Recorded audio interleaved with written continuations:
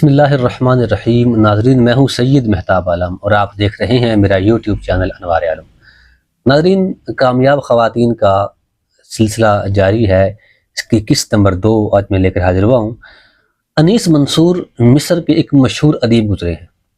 انہوں نے کتاب لکھی ہے الحب معان۔ اس میں انہوں نے ایک عجیب و غریب قصہ لکھا ہے۔ لکھتے ہیں کہ میرے ایک دوست تھے مدینہ پاک کے رہنے والے، جن کا نام ابراہیم العیاشی تھا۔ انہوں نے 20 سال لگا کر ایک کتاب لکھی جس کے اندر نبی کریم صلی اللہ علیہ وسلم کے مبارک کمروں حجروں کا ذکر کیا، یعنی کہ بڑے علماء سے رابطے کر کے پرانی کتابوں کو چھان بین کر کے کہ نبی کریم علیہ السلام کی کس زوجہ محترمہ کا کہاں پر حجرہ تھا، کس زوجہ محترمہ کا کہاں پہ حجرہ تھا، صحابہ کرام کے گھر کہاں تھے، حضور کیسے نکلتے تھے، یہ ساری ترتیب لگا کر انہوں نے بہت محنت کے ساتھ، آپ سمجھ سکتے ہیں کہ 20 سال میں انہوں نے فقط ایک کتاب لکھی ہے اور بڑے بڑے علماء سے اور تاریخی کتابوں سے اور مخطوطات سے چھان بین کر کے انہوں نے یہ مواد جمع کیا۔ تو ان کی بیوی جو تھی وہ سکرات کی بیوی کی طرح تھی۔ اس کا ذکر بھی آگے آتا ہے کہ بیوی کے مطابق یہ ہستی ابراہیم العیاشی ایک نکما آدمی تھا جو ہر وقت کتابوں میں گھسا رہتا تھا، اسے گھر بار کی بیوی بچوں کی کوئی پرواہ نہیں تھی، وہ بیوی بچوں کو کوئی کام نہیں کرتا تھا۔ ایک دن وہ ان کی زوجہ صاحبہ غصے میں ابراہیم العیاشی کی 20 سالہ محنت جو مخطوطات سے، علماء کے رابطوں سے اور دائیں بائیں بھاگ دوڑ سے جو انہوں نے جمع کر کے 20 سال کی محنت رکھی ہوئی تھی، وہ اٹھا کر انہوں نے اس کو آگ لگا دی۔ اب جب یہ ہوا تو شیخ کو معلوم ہوا کہ 20 سالہ محنت ضائع ہو گئی ان کی، تو فالج کا حملہ ہوا اور جو کر مفلوج ہو کر رہ گئے وہ۔ تو ایسے بے شمار مفکرین کی بیویوں کے حالات ایسے ہی ہیں کہ اس اللہ کی بندی نے یہ غور نہیں کیا کہ میرے شوہر کی، کسی بھی ایک انسان کی 20 سالہ محنت ہے، ایک دن کی نہیں، 2 دن کی نہیں، 1 سال 2 سال کی نہیں، 20 سالہ محنت ہے، فقط اس لیے کہ میرے پاس اٹھتا بیٹھتا نہیں ہے، مجھے وقت نہیں دیتا۔ آج کل کی خواتین کا سب سے بڑا مرض یہی ہوتا ہے کہ مجھے وقت نہیں دیتا، مجھے وقت نہیں دیتا۔ اس وقت نہ دینے کے جملے کی وجہ سے بے شمار گھر اجڑ کر تباہ و برباد ہو گئے ہیں۔ سکرات کی بیوی کا قصہ بھی سن لیجئے کہ سکرات دنیا کی اعلیٰ ترین عقلوں میں سے ایک عقل ہے۔ اپنے شاگردوں کو گھر کے صحن میں پڑھا رہا، اس کی بیوی جناب والا چیخنے لگی، اونچا اونچا چیخنے لگی اور اس کو برا بھلا کہنے لگی، اس کے طلباء کو برا بھلا کہنے لگی۔ تو کافی دیر سکرات سنتا رہا، اس کی بیوی بولتی رہی، پھر اچانک اس کی بیوی بالٹی پانی کے بھر کے لائی اور سکرات کے اوپر انڈیل دی۔ موسم ٹھنڈا تھا، پانی ٹھنڈا تھا، انڈیل دیا۔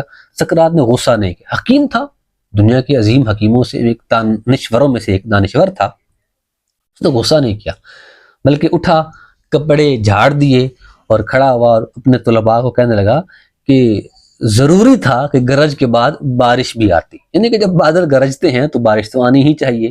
تو یہ کہہ کر وہ گھر سے نکل گیا، پھر کچھ دیر بعد لوٹ آیا۔ اس کو معلوم تھا کہ بیوی کا مزاج ہی ایسا ہے۔ تو اچھا شوہر ایسا ہی ہوتا ہے کہ بیوی کی بد زبانی، بد کلامی اور بیوی کے منفی رویوں سے تنگ آ کر کوئی بیوی کی برائی بیان نہ کرے بلکہ برداشت کرتا ہے، کیونکہ عورتیں عموماً ناقص العقل ہوتی ہیں اور ناقص العقل کی زبان سے جو بات نکلتی ہے وہ ناقص ہی نکلتی ہے۔ جیسے کہ ان 2 قصوں سے آپ نے، حقیقی قصے ہیں یہ، ان سے آپ نے اخذ کیا اور سمجھا ہوگا کہ ابراہیم العیاشی کی بیوی نے اپنے اس چکر میں 20 سالہ محنت کو آگ لگا دی اور اپنے شوہر کو کیا کر دیا، پھر مفلوج کر دیا۔ اب وہ اس کے کس کام کا؟ اب بیٹھ کر باتیں کرے، کیا حاصل ہوگا؟ سکرات کہ دنیا آج تک اس کی ذہانت کی، اس کے ذہن کی گن گاتی ہے، بیوی مطمئن نہیں تھی اس سے۔ اور یہ عموماً ایسا ہی ہوتا ہے،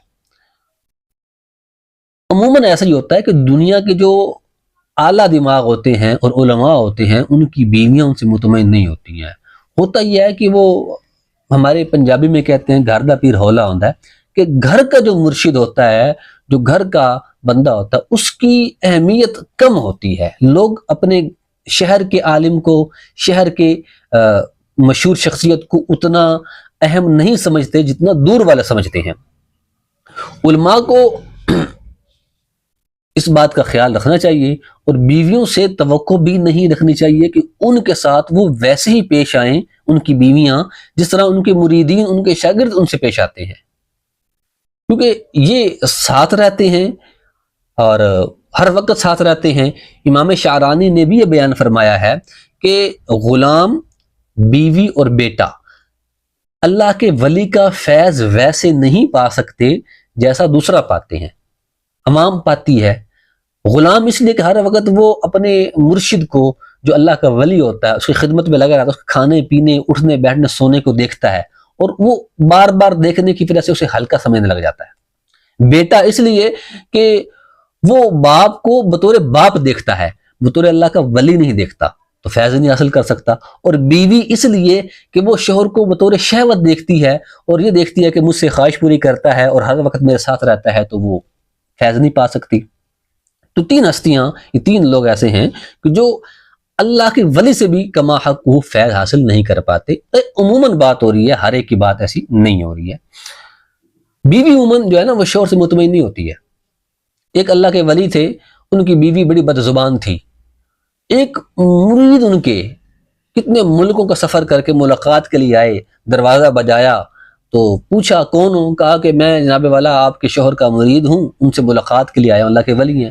وہ شروع ہو گئی، وہ ریاکار ہے، وہ بدکار ہے، اچھا نہیں ہے، تم ایسے جناب والا اپنا سفر تم نے تباہ و برباد کیا، یہ ہوا وہ ہوا، تم واپس چلے جاؤ۔ انہوں نے کہا اللہ کی بندی میں اتنی دور سے آئی ہوں، بتاؤ تو صحیح وہ ہیں کہاں؟ کہا کہ وہ جنگل گیا ہوا ہے، جاؤ دیکھ لو۔ وہ گئے تو دیکھا کہ پیر صاحب آ رہے ہیں اور شیر کے اوپر لکڑیاں انہوں نے باندھ کر رکھی ہوئی ہیں، شیر کو ایک گدھے کی طرح ہانک کر لے کے آ رہے ہیں۔ وہ مرید حیران رہ گیا، کہنے لگا حضور آپ کی زوجہ تو یہ فرما رہی تھی، اور آپ کا کرامت کا حال یہ ہے کہ شیر کو مسخر کر دیا ہے اللہ نے آپ کے لیے۔ تو فرمایا کہ اس کی بد زبانی جو ہے اس کو سہ سہ کر ہی تمہیں اس مقام پر پہنچا ہوں، یعنی کہ بڑی بد زبان عورت ہے، میں اس کو سہتا ہوں اور اللہ تعالیٰ مجھے مقام عطا فرماتا ہے۔ ایسا ہی ہے۔ اور ایک شخص کی بیوی، اللہ کے ولی تھے، ان کی بیوی ان کو کہنے لگی کہ آپ خام خواہ ولی بنے پھرتے ہیں، ولی تو میں نے کل دیکھا ہے۔ کہاں دیکھ لیا؟ ہوا میں اڑ رہا تھا۔ ایسے اللہ کے ولی ہوتے ہیں، تم کبھی اڑے ہو؟ وہ بزرگ کہنے لگے اللہ کی بندی وہ میں ہی تھا۔ اب وہ بیوی تھی، آگے سے وہ شرمندہ نہ ہوئی، کہنے لگی اچھا اسی لیے تم ٹیڑے ٹیڑے کر کے اڑ رہے تھے، یعنی کہ الٹے پلٹے کر کے اڑ رہے تھے، صحیح اڑ نہیں رہے تھے، یعنی کہ غلطی نکالنی ہے، بیوی کا کام ہی ایسا ہے۔ تو بیویوں کی زبان جو ہے اس پر صبر کرنا چاہیے، یہ علماء اور مشائخ اور اولیاء کرام کا طریقہ کار ہے۔ اب یہاں پر یہ بات بیویوں کے لیے ہے، عورتوں کے لیے، خواتین کے لیے ہے کہ آپ اپنی زبان کو کنٹرول رکھیں۔ اگر آپ کامیاب خاتون بننا چاہتی ہیں تو اپنی زبان کو سب سے پہلے قابو میں کیجیے، کہ اگر آپ کی زبان اچھی نہیں ہے تو آپ کا شوہر ولی بھی ہے تو آپ اس سے فیض نہیں حاصل کر سکیں گے۔ مسلمان خاتون جو ہوتی ہے وہ اللہ تبارک و تعالیٰ کے احکامات کے مطابق چلتی ہے، مسلمان خاتون جو ہوتی ہے وہ حضور نبی کریم علیہ السلام کے فرامین کے مطابق چلتی ہے۔ اور جب اللہ تبارک و تعالیٰ کے حبیب صلی اللہ علیہ وسلم نے شوہر کو آپ کے لیے اوپر والا مرتبہ دے دیا ہے، آپ سے اوپر ہے، تو آپ کا نہیں بنتا کہ اپنی زبان سے ان کو تنگ کرے۔ ہوگا کیا؟ ویسا ہی ہوگا جو ابراہیم العیاشی کی ساتھ ہوا کہ فالج ہو گیا۔ عموماً آپ نے دیکھا ہوگا کہ خواتین کو فالج بہت کم ہوتا ہے، خواتین کو بلڈ پریشر کے مرض بہت کم ہوتے ہیں، خواتین ہارٹ اٹیک سے بہت کم مرتی ہیں۔ وجہ کیا ہے اس کی؟ مرد ہی زیادہ مرتے ہیں کہ زبان جو عورت کی چلتی ہے تو مرد بیچارہ اندر ہی اندر کڑتا ہے، اظہار تو نہیں کر پاتا، کیونکہ مرد نے معاشرے سے بھی لڑنا ہوتا ہے، اور معاشرے سے لڑ کے ایک قسم کا چھین کر بیوی بچوں کو کھلانا ہوتا ہے۔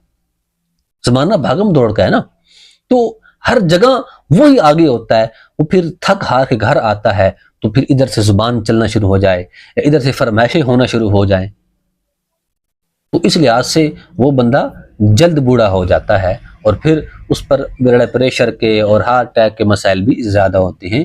اگر آپ مسلمان خاتون ہیں اور کامیاب خاتون بننا چاہتی ہیں تو اپنی خواہشات کو مارنا سیکھیں جیسا آپ کا شوہر مارتا ہے۔ آپ تو ہر موسم میں نئے کپڑے لے لیتی ہیں، شوہر کہاں لیتے ہیں؟ اگر ہم متوسط طبقہ کا لحاظ کریں، دیکھا جائے تو عموماً مرد حضرات خود کپڑے نہیں لیتے ہیں، ان کی بیویاں ہی لیتی ہیں۔ مرد حضرات اپنے جوتے نہیں لیتے ہیں۔ آپ نے کب دیکھا، کہاں دیکھا کہ ہر عید پر مرد نئے جوتے لیتا ہے؟ جو مرد گھر کا سربراہ ہوتا ہے ہر عید پر نئے کپڑے لیتا ہے، ہر شادی پر وہ نئے کپڑے لیتا ہے، آپ نہیں دیکھیں گے۔ کیوں کہ وہ بس کمانے کی مشین ہے، لے کے آتا ہے، کماتا ہے، کھلاتا ہے۔ نئے جوتے لینا تو گویا کہ حق ہے ہی عورت کا، بیوی کا ہے ہی جناب والا، وہ ہر عید پہ کپڑے لینا حق عورت کا ہے، مرد کا تو ہے ہی نہیں ہے۔ تو یہ ایک فضا بن گئی۔ اس کے باوجود بھی کچھ نامراد خواتین، جو خواتین تو ہیں نہیں ہیں، شیطان کی نمائندگان ہیں، وہ ایک مارچ نکال رہی ہوتی ہیں کہ ہمیں آزادی دو۔ بھائی کیا آزادی دیں آپ کو؟ کس سے آزادی چاہتی ہیں آپ؟ اس جنت سے آزادی چاہتی ہیں کہ آپ کو شہزادی کی طرح گھر میں رکھتے ہیں اور آپ کی باتیں بھی سنتے ہیں، باہر والوں کی باتیں بھی سنتے ہیں، اور مر کے جیسے بھی کما کے لے آتے ہیں، اپنی خواہشات کو مارتے ہیں، اپنے کپڑے نہیں لیتے ہیں، اپنے جوتے نہیں لیتے ہیں نئے۔ آپ کو ان باتوں سے آزادی چاہیے؟ تو یورپ کا معاشرہ آپ کے سامنے ہے۔ اللہ کی بارگاہ میں دعا ہے کہ ہمارے مسلمان بہنوں بیٹیوں کو یہ باتیں سمجھنے کی توفیق عطا فرمائے۔ آمین بجاہ النبی امین صلی اللہ علیہ وسلم۔